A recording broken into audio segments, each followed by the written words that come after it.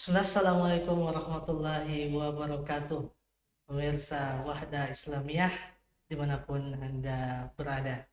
Semoga semuanya dalam keadaan sehat, semua dalam keadaan yang baik untuk kembali membersamai kita pada malam hari ini dalam program kesayangan kita Caka-Caka Macoa, menemani perjalanan hijrah dengan ilmu dan amal. Ya, Alhamdulillah juga pada malam hari ini kita sudah bersama narasumber kita. Nih, tadi pagi kita ketemu via Zoom meeting set. Iya, iya. Ya, tapi belum sempat tatap muka langsung. Jadi ya, untuk bertemunya ya kita anggap ya baru bertemu lagi Ini malam ini. saya juga ini barusan lagi hadir di nih di studio Wahda TV nih. Masya Allah. Sudah bertahun-tahun ini kayaknya nih, Pak Produser. Sudah melintas tahun ini kayaknya sebelumnya. Alhamdulillah malam ini lagi bergabung lagi. Ya, sama dengan kami, Ustaz. Tadi baru dipanggil tadi sore ini untuk menggantikan kekosongan ya pada malam hari ini karena host utamanya ini sedang ada kegiatan lain. Iya, iya. Ya, Alhamdulillah, Ustaz. Bagaimana kabarnya, Ustaz? Alhamdulillah baik. Alhamdulillah. Baik. Kita tentu selalu berharap bahwa Ustadz beserta keluarga selalu dalam keadaan sehat, ya, selalu dalam keadaan baik-baik saja, agar selalu bisa memberikan ilmu ya dan Insya Allah. memberi manfaat di tengah umat. Ya, tentunya selain di tengah-tengah umat ya, Ustadz juga kan berperan di pemerintahan. Ya, kita harapkan selalu bisa memberikan yang terbaik untuk umat, ya, bangsa dan negara kita. Insya Allah. Insya Allah. Baik, hari ini Ustadz, sebagaimana mungkin yang sudah diketahui oleh pemirsa, spoiler di flyer yang telah disebar, hari ini kita mau fokuskan pembahasan kita pada perang Tabuk, Ustaz. Ya, Perang Tabuk, ya, perang yang mungkin tidak semasyhur ya peperangan-peperangan lain di zaman Nabi Shallallahu Alaihi Wasallam, ya, tidak semasyhur mungkin peperangan seperti perang Badar, ya. seperti perang Uhud, ya, dan mungkin kisah-kisah lainnya yang begitu banyak, tentu kisah-kisah inspirasional di zaman Nabi Shallallahu Alaihi Wasallam yang perlu untuk kita kulik ya. Dan pada malam hari ini kita mau sedikit lebih dalam ya mengetahui tentang perang Tabuk ini, Ustaz. Mungkin di awal ini, Ustaz, kami mau minta sedikit gambaran terkait kisah ya. Gambaran singkat saja mungkin terkait kisah perang Tabuk ini bagaimana, Ustaz, supaya kita semua memahami apa sebenarnya Ya, perang Tabuk ini. ya. Jadi kalau kita membaca dalam sejarah memang jadi perang Tabuk ini kenapa tadi katakan tidak semasyhur dengan perang Uhud, perang Badar? Karena memang dia terjadi di akhir-akhir kehidupan Rasulullah pada tahun 9 Hijriah. Itu setelah terjadi perang Fathul Makkah. Nah, kemudian ketika itu eh, dengan bergabungnya kabilah-kabilah Arab itu ke dalam kepada kaum muslimin, bahkan banyak yang masuk dalam Islam. Ada satu kekuatan di luar Arab itu eh, yang yang sangat besar ketika itu, kan ada dua imperium, Romawi dan Persia. Nah, ini imperium Romawi ini yang merasa terancam dengan itu karena mereka kekuasaannya itu berbatasan langsung dengan negara-negara Arab. Ya, sehingga kalau dibiarkan kaum muslimin ini terus berkembang, maka itu dikhawatirkan akan mengganggu eksistensi mereka. Apatah lagi mereka itu sudah ada semacam shock terapi ya dalam perang Ya, perang Mu'tah sebelumnya. Ya, meskipun di situ tidak dikatakan kaum muslimin menang, tetapi itu kan pengaruh secara psikologis sangat besar. Nah, mereka berusaha untuk mau menghentikan laju kekuasaan Rasulullah. Wilayah koalisinya. Akhirnya mereka menyusun satu kekuatan besar. Heraklius ketika itu menyusun sampai 40.000 pasukan. 40.000 pasukan. Ya, tetapi ini kan masih simpang siur beritanya di kota Madinah. Sampai kemudian Rasulullah itu eh, sangat serius. Orang-orang di Madinah juga ketika itu setiap mereka mendengarkan ada suara-suara itu, jangan sampai itu ada orang-orang Romawi yang datang. Jumlahnya sangat besar dan memang kekuatan mereka sangat besar ketika itu. Sampai-sampai Rasulullah itu tidak menjauhi istrinya itu sampai 30 hari kalau tidak salah. Ini menunjukkan besar perhatian Rasulullah pada perang Tabuk, sampai sahabat mengira bahwa Rasulullah kayaknya sudah ceraikan istrinya.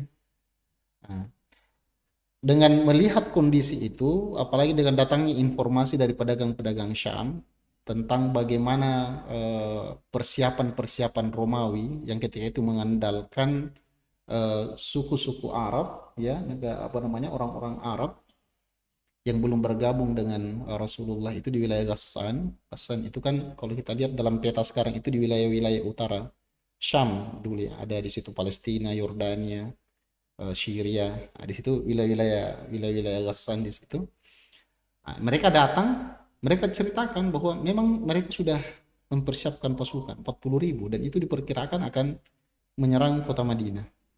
Maka Rasulullah memilih, ya, karena kalau ini dibiarkan mereka memasuki wilayah-wilayah yang dekat dengan apa namanya, kota Madinah yang sebelumnya mereka itu sudah bergabung dengan Islam, itu dikhawatirkan akan membuat psikologis kaum muslimin yang sebagian mereka itu baru masuk dalam Islam itu berguncang. Yang mengatakan kalau begitu kita sambut saja keluar. Nah, Rasulullah memutuskan, dan ini perang, ya, yang biasanya Rasulullah itu menyembunyikan strateginya. Ya, kita mau berangkat kemana, misalnya kalau perangnya di wilayah selatan itu Rasulullah kalau ke arah utara. Ya. Kali ini terang-terangan. Kali ini terang-terangan Rasulullah, tidak disembunyi-sembunyi. Disampaikan kita akan berperang dengan orang-orang Romawi, seluruh pasukan kaum muslimin disiapkan. Maka ketika Rasulullah sudah umumkan itu, maka seluruh kaum muslimin dari segala penjuru itu datang berkumpul ke kota Madinah. 30.000 pasukan, luar biasa. 30.000 pasukan. Dan karena jumlah pasukan yang sangat besar, Rasulullah mengajak mereka untuk berinfak, berkorban, memberikan bantuan, sehingga kita kenal dalam sejarah kisah perang Tabuk ini, kita membaca sejarah itu besarnya pengorbanan para sahabat. Utsman bin Affan secara bertahap itu beliau sampai mengumpulkan menyumbangkan 900 ekor unta ditambah 100 ekor kuda lengkap dengan bawaannya. Itu kan sebenarnya beliau berdagang dengan 200 ekor unta itu. Nah, semua unta itu kalau kita sekarang itu kayaknya pick up. Ya, jadi semua unta itu kan sudah ada bawaannya, itu mau dibawa ke Syam, itu diinfakkan semua. Bahkan ditambah lagi sampai terkumpul 900 ekor unta dan ditambah 200 ekor sapi, ditambah kalau tidak salah sekitar 200 ukiah perak ketika itu. Abdurrahman bin Auf, salah seorang pedagang besar di zaman Rasulullah juga, para sahabat juga menyumbang dari jumlah besar. Abu Bakar, nah di sini yang dikenal ini sampai menyumbangkan seluruh hartanya. Itu jumlahnya sampai 4.000 dirham. Itu mungkin kalau dirupiahkan sekarang mungkin sampai miliaran itu. Umar bin Khattab datang dengan separuh hartanya. Ya, artinya seluruh sahabat itu datang dengan bantuannya. Ada yang banyak, ada yang sedikit. Ada yang datang hanya membawa 1 mut kurma. Karena mungkin cuma itu saja yang bisa dikasih. Tetapi kan intinya di situ adalah dia punya keterlibatan. Sampai Rasulullah berangkat, ya, dengan para sahabat itu sampai ke Tabuk dalam kondisi Madinah ketika itu lagi terik-teriknya. Nah, itu kalau di daerah Arab itu kalau lagi terik-terik berarti tandanya sudah siap panen kurma. Ya. Jadi sudah meninggalkan kita ya. Kalau kita di sini ke musim durian itu yang sudah kayak sekarang ini lagi terik-teriknya, itu orang mau siap panen dan karena dia terik orang lebih suka berteduh, istirahat. Nah, seperti itu sehingga betul-betul diuji ketika itu. Berangkatlah Rasulullah para sahabat. Nah, melihat kesiapan Rasulullah ini ketika sampai di perang Tabuk, banyak sebenarnya kisah-kisah yang terselip di dalam itu. Orang-orang Romawi itu tidak berani masuk ke wilayah Tabuk. Ya. Rasulullah ketika sudah sampai di Tabuk, orang-orang Romawi itu langsung dirasuki dengan perasaan takut sehingga mereka itu hanya bisa tersebar di perbatasan-perbatasannya. Tidak ada perang. Jadi perang Tabuk ini tidak terjadi peperangan. Rasulullah pulang ke Madinah itu dalam membawa kemenangan secara politis, bahwa kekuatan kaum muslimin yang sebelumnya itu hendak diruntuhkan oleh orang-orang Romawi, ternyata mereka mampu, ya, menjadi satu kekuatan yang disegani orang, justru disegani orang Romawi, tidak jadi mereka menyerang dengan kondisi itu. Jadi secara politis itu menjaga eksistensi negara Islam ketika itu yang dipimpin oleh Rasulullah SAW berpusat di kota Madinah, ya, menjaga stabilitas politik utamanya kabilah-kabilah yang baru bergabung dengan Islam. Nah, seperti itu. Jadi ini sebenarnya perang Tabuk ini meskipun persiapannya itu dia sangat besar dari sisi militer, tetapi jatuhnya sebenarnya pada perang psikologis, perang politis seperti itu. Nah, Rasulullah kembali ke Madinah dalam kondisi tidak ada peperangan. Ini menarik Ustaz, terkait Ya, ya, tidak ada peperangan yang terjadi dalam tidak perang ada. Tabuk ini, tidak ada konfrontasi antara pasukan dari Rasulullah, pasukan Muslim dengan orang-orang Romawi. Sebenarnya apa yang menyebabkan Romawi ini mundur, Ustaz? Jadi sebenarnya menyebabkan mereka tidak berani masuk itu adalah karena melihat, pertama kan mereka mengetahui bagaimana kekuatan militer kaum muslimin ketika itu. Sudah pernah Sudah merasakan sebelumnya kan di tahun sebelumnya itu, sebelum Fathul Makkah terjadi perang Tabuk, perang Mu'tah. Itu juga terjadi antara kaum muslimin dan pasukan orang-orang Romawi. Nah, ketika perang itu dengan jumlah kaum muslimin sangat sedikit, itu mereka sudah dibuat kocar kacir itu. Apalagi ini sampai 30.000 nih. Selisihnya cuma 10.000. Iya. Jumlah yang sangat besar. Jadi mereka itu dengan melihat, inilah pentingnya sebenarnya kekuatan iman itu. Jadi begitu Rasulullah mengumumkan peperangan, itu kaum muslimin yang naik dulu itu iman mereka. Bahkan para sahabat, coba ya, dalam kisah perang Tabuk itu, ketika Rasulullah mengumumkan untuk berangkat, ada orang yang datang, ya Rasulullah, saya tidak punya apa-apa ini. Ada kan datang tadi bawa satu mut kurma. Ini dia datang betul-betul tidak ada apa-apa di rumahnya. Nah, dia bilang sama Rasulullah, satu-satu yang saya punya nyawa saya. Saya mau berangkat. Coba ini kekuatan iman ini. Saya mau berangkat. Tapi ketika itu kan jumlah 30.000 itu, meskipun Utsman sudah memberikan sampai 1.000 ekor unta, jumlah besar, tetapi itu tidak cukup dengan jumlah pasukan yang ada. Satu kendaraan itu harus naik bergantian oleh kalau tidak salah 18 orang sahabat termasuk Rasulullah. Karena Rasulullah mengatakan tidak cukup, kalau anda ikut tidak ada lagi kendaraan yang bisa bawa. Kira-kira itu kalau kita dikasih begitu peperangan, kita mau ya Rasulullah semua ikut. Ya, dia bilang, jangan nyantum ikut karena tidak cukup kendaraan. Mungkin kita mengatakan alhamdulillah kan begitu ya. Sekarang cari alasan. Iya, cari alasan. Tapi ini coba bagaimana Allah menggambarkan tentang kesungguhan mereka itu, kata Allah dalam surat Taubah, tawallau wa a'yunuhum tafidu minad dam. Mereka berpaling dari Rasulullah itu dengan rasa kecewa, bahkan banjir air mata, menangis. Karena satu-satunya mereka mau menyumbang tidak ada harta, satu-satunya yang bisa sumbangkan jiwanya, tapi itu pun terhalangi oleh kemampuan kemampuan kendaraan yang bisa mengangkut mereka. Kan Tabuk Madinah itu kurang lebih 600 km. Bayangkan orang jalan kaki itu. Kalau kita di sini kan kalau jalan kaki ke Makassar, mungkin orang masih bisa berteduh di pohon-pohon. Kalau ini jalan kaki di padang pasir, itu mau berteduh di mana? Perjalanan sangat besar. Jadi kaum muslimin dikuatkan oleh kekuatan iman, sementara orang Imperium Romawi ketika itu melihat itu justru mereka takut. Di sinilah bedanya motivasi dunia dengan motivasi akhirat. Seperti itu. Ini kan 30.000 ini angka yang sebenarnya sangat besar saja. Apakah memang jumlah kaum muslimin pada saat itu sudah sebesar itu memang untuk mengumpulkan 30.000, atau ini sudah semua kekuatan kaum muslimin yang turun? Karena kalau kita bandingkan misalnya kalau kita di Mamuju atau bahkan Sulawesi Barat untuk mengumpulkan 30.000 ini tidak mungkin. Bagaimana besarnya kaum muslimin pada saat itu sebenarnya, apalagi ini kan baru di tahun ke-9 Hijriah saja. Jadi ketika terjadi Fathul Makkah itu kan banyak yang masuk Islam. Sudah banyak yang masuk Islam, tetapi dengan tentu kondisi keimanannya berbeda dengan sahabat-sahabat yang lebih dahulu masuk Islam. Jadi jumlahnya memang sudah besar. Nah, ketika terjadi perang Tabuk itu jumlah 30.000 itu adalah itu tadi Rasulullah memanggil semua, mengumumkan kepada semua kabilah-kabilah yang sudah masuk dalam Islam, semuanya.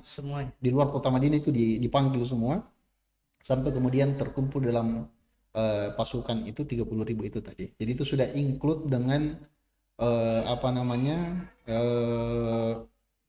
semua kaum muslimin yang baru masuk Islam ketika itu. Insya Allah. Berarti Kalau tidak salah di Madinah sendiri itu kaum muslimin tidak sampai 10.000.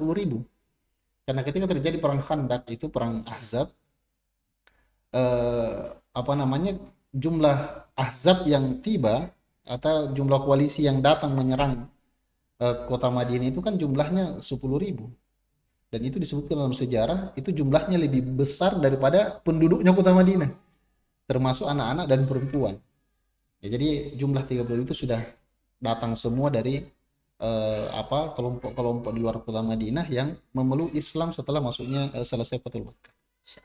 ini perang Tabuk ini, kalau mendengar dari penjelasan Ustadz ini, walaupun sebenarnya tidak terjadi perangan secara nyata atau konfrontasi secara nyata antara kaum muslimin dengan Romawi, ya berapi-apinya kaum muslimin pada saat itu, ya semua bahkan hampir semua ikut perang, dan kemudian ke Tabuk ini kan jaraknya juga tidak dekat, ya, tidak dekat dengan perjuangan tadi. Kondisi alamnya yang tidak ini kan? Ya, satu unta 18 orang, kemudian begitu teriknya, panasnya pada saat itu.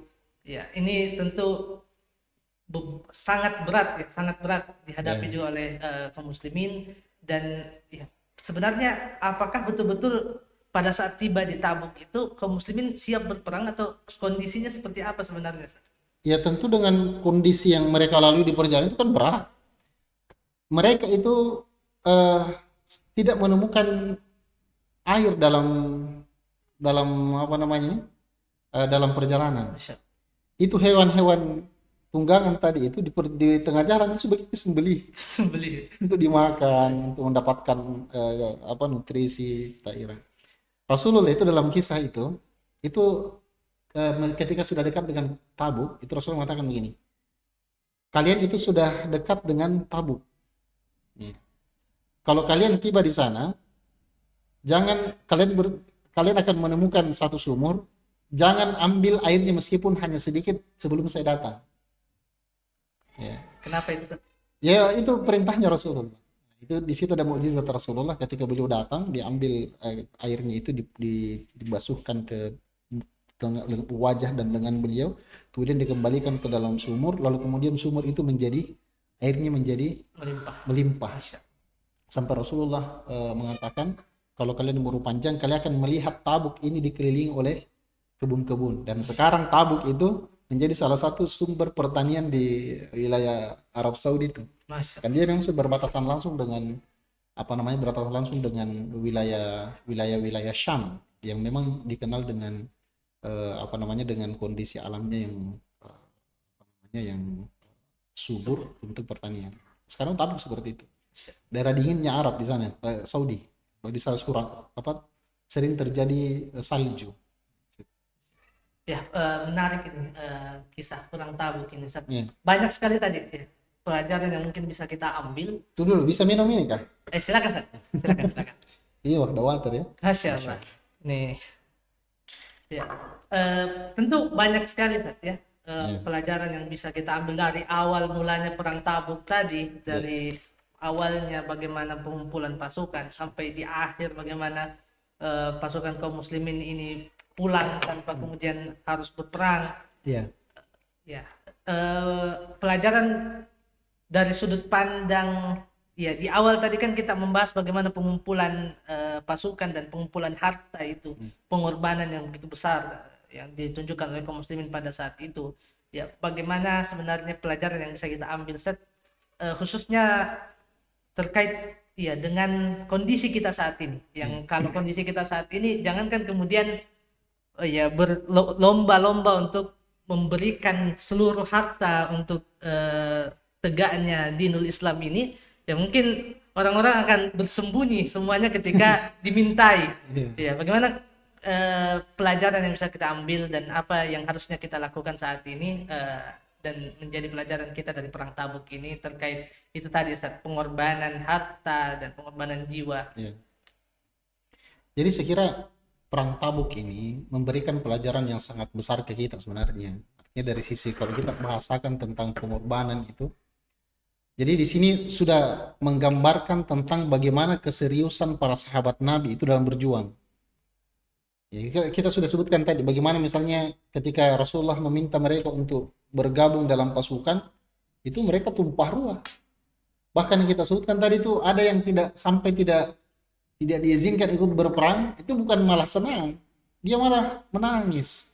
Bahkan Allah menggambarkan dengan gambaran yang luar biasa, wa a'yunuhum tafidu minad dam. Bukan hanya sekedar meneteskan air mata, banjir air mata, karena mereka tidak bisa ikut. Ini yang mau dikorbankan, ini bukan hal sepele. Jiwanya ini, yang dihadapi ini bukan musuh ecek-ecek. Imperium, satu dari dua imperium yang besar ketika itu. Romawi dan Persia kan.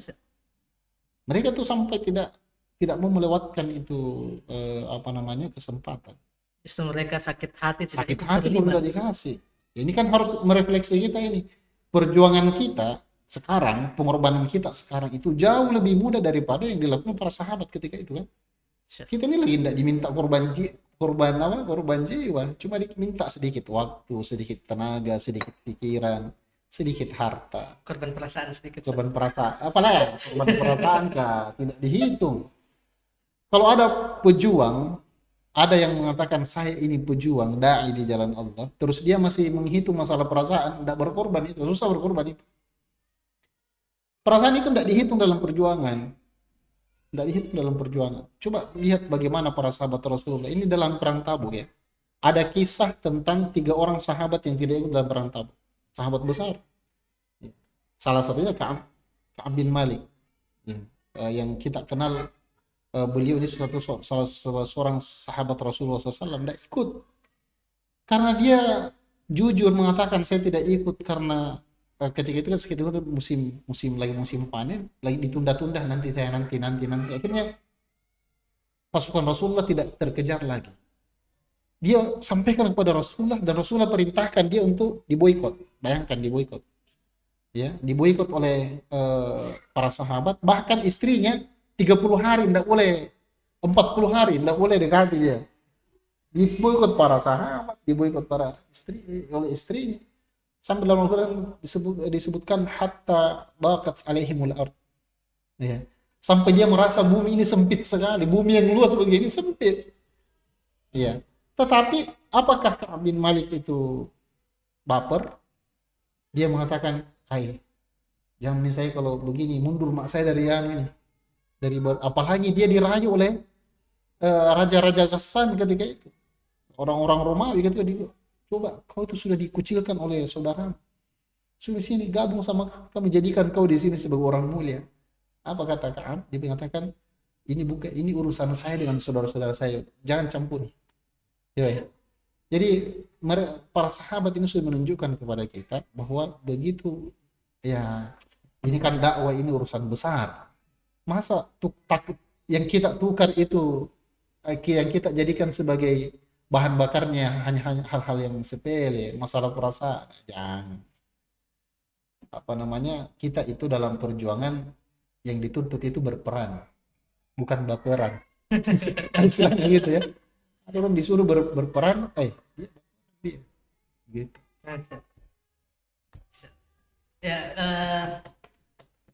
Ya, itu tadi mungkin dari sudut sosial, bagaimana para sahabat pengorbanannya secara harta, bagaimana para sahabat pengorbanan jiwanya ya dalam perang Tabuk ini ya, khususnya, dan tentu semua peperangan juga, dan dalam kehidupan sehari-hari mereka ya penuh dengan kisah pengorbanan ini.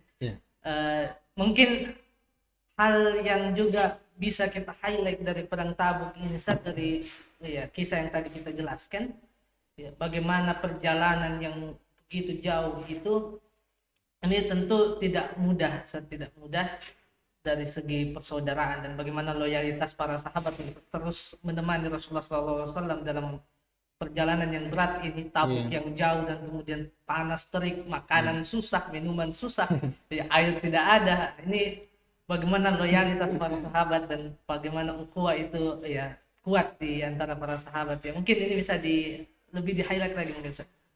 Kalau kita bicara loyalitasnya para sahabat itu, memang kita kadang berpikir ada betul orang begitu, tapi ada.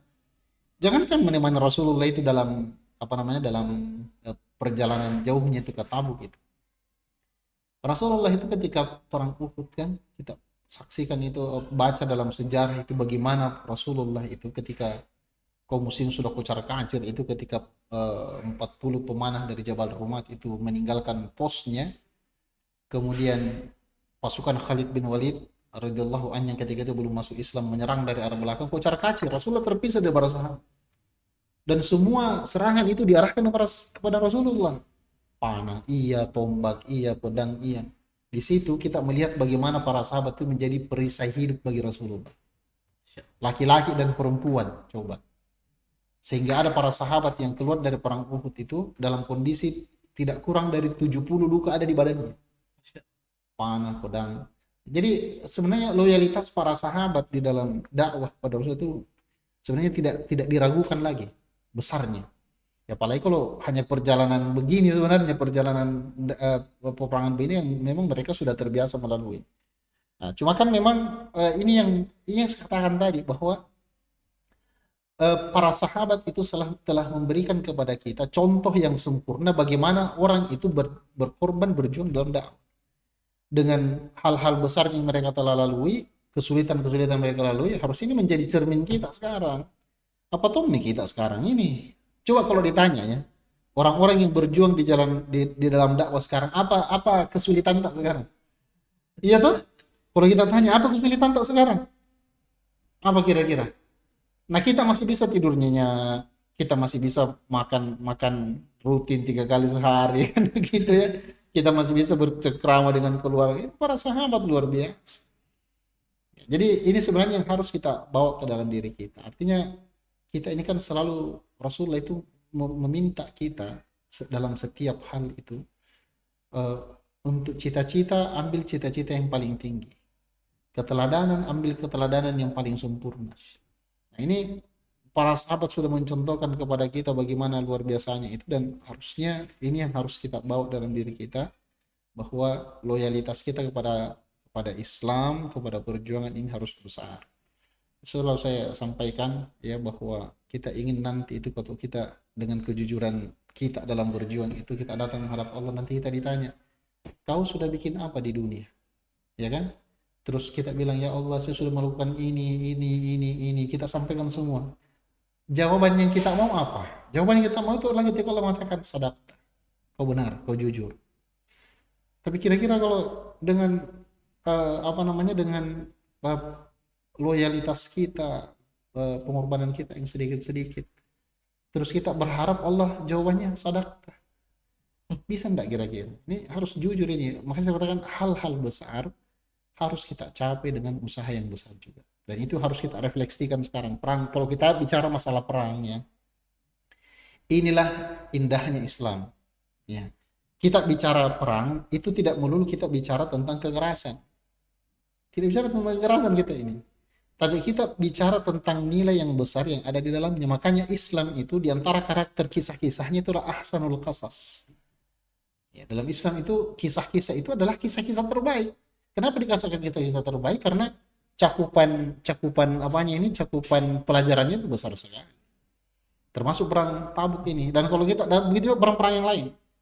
Ya, jadi kita bicaranya perang, tapi yang diangkat di situ nilai sosialnya, nilai ukhuwahnya, nilai imaniyahnya dan seterusnya. Itu kerennya kalau kita belajar sejarah Islam itu. Ya, bukan sejarah-sejarah yang tidak ada tidak tahu dari mana sumbernya, apa kandungan yang bisa kita petik di dalam. Kita bahkan tidak ada bicara tentang bagaimana keahlian pedangnya para sahabat. Tidak ada. Jadi ya itu kan maksudnya yang relevan kita bahas dalam kondisi kita sekarang itu nilai-nilai sosial itu, nilai-nilai keimanan itu. Itu menarik Ustaz. Tentang keteladanan yang telah ditunjukkan, keteladanan terbaik yang telah ditunjukkan oleh para sahabat, yang ditunjukkan oleh Nabi Muhammad SAW, ya, dan bagaimana mereka menjadi umat terbaik, menjadi generasi terbaik. Tapi ini juga yang kurang pada saat ini, karena ya, keteladanan itu tidak hadir ya, dalam bentuk fisik saat ini, ya, sama dengan keteladanan para sahabat, keteladanan Nabi Shallallahu Alaihi Wasallam yang mungkin saat ini kita cuma bisa dengar kisahnya, cuma bisa kemudian baca kisahnya, dan keteladanan itu tidak muncul, ya tidak muncul banyak saat ini keteladanan-keteladanan. Ya, maka mungkin apa yang harusnya kita lakukan ya, terutama orang-orang yang menjadi memiliki ya posisi sebagai pemimpin-pemimpin, entah itu pemimpin dalam pemerintahan, pemimpin dalam rumah tangganya bahkan. Apa yang harus dilakukan sebenarnya untuk menjadi teladan-teladan terbaik ini? Jadi keteladanan itu memang apa ya? Keteladanan itu salah satu hal penting yang harus dimiliki oleh pemimpin. Ini kalau kita melihat dalam perang Tabuk sebenarnya ini, kita akan melihat bagaimana keteladanan luar biasanya Rasulullah. Pertama, Rasulullah itu beliau bahkan lebih mementingkan urusan-urusan publik ketimbang urusan pribadinya. Coba ya, keselamatan orang-orang di Madinah, ya, kemudian bagaimana dakwah ke depan, apa itu difikirkan dengan serius di perang Tabuk ini. Sampai tadi itu para istri-istri Nabi itu, istri-istrinya itu dijauhi, tidak dicampuri, tidak di, bahkan sebagian sahabat termasuk dalam kisah yang disebutkan oleh dari Umar bin Khattab itu, para sahabat itu mengira Nabi sudah ceraikan istrinya. Jadi Umar itu kan ada, dia punya sahabat dari kalangan Ansar. Dia kalau Umar datang, orang Ansar ini dia pergi bekerja. Kalau Umar pergi bekerja, orang apa namanya? Pokoknya begitu. Kalau dia orang Ansar ini datang di majelisnya Nabi, Umar bekerja. Kalau Umar di majelis Nabi, dia pergi bekerja. Sip-sipan. Nanti sip-sipan, nanti kalau ketemu tukar informasi lagi. Apa tadi Nabi kan Nabi? Nah, orang Ansar ini datang kepada Umar. Keduanya ini lagi tempat tinggal mereka di agak di tempat ketinggian di kota Madinah. Kenapa? Dia bilang, apakah orang Romawi sudah datang? Dia bilang, kecil itu orang Romawi. Ini ada masalah besar ini, Umar. Bilang apa? Dia bilang, Nabi kayaknya sudah ceraikan istri-istrinya. Saking seriusnya Nabi ini ya. Jadi urusan-urusan pribadi beliau itu beliau kesampingkan. Nah, pemimpin itu seperti itu. Ketika dia sudah harus mengambil amanah kepemimpinan, maka harusnya yang difikirkan dalam kepemimpinan itu adalah bagaimana kemaslahatan orang-orang yang dipimpin secara umum, bukan pribadinya lagi yang dia bawa. Dia kesampingkan.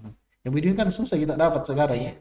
Orang justru dapat kesempatan menjadi para pemimpin, wah kesempatan saya ini, keluarga saya cocok ini, seterusnya. Kepentingan dirinya. Kemudian yang kedua, bagaimana ketenangan Rasulullah dalam situasi yang sangat genting. Jadi Rasulullah itu tidak semacam tidak gerasak gerusuk. Meskipun beliau cemas, tetapi semua dihitung dengan cermat. Itu di dalam kota Madinah ketika simpang siur bahwa orang-orang Romawi sudah mau menyerang.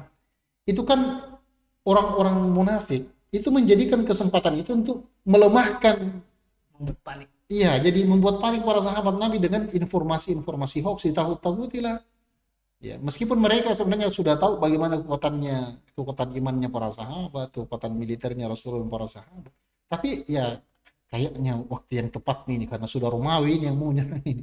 Dibuat panik, tapi perhatikan bagaimana Rasulullah sangat tenang. Beliau tidak pernah mengambil sikap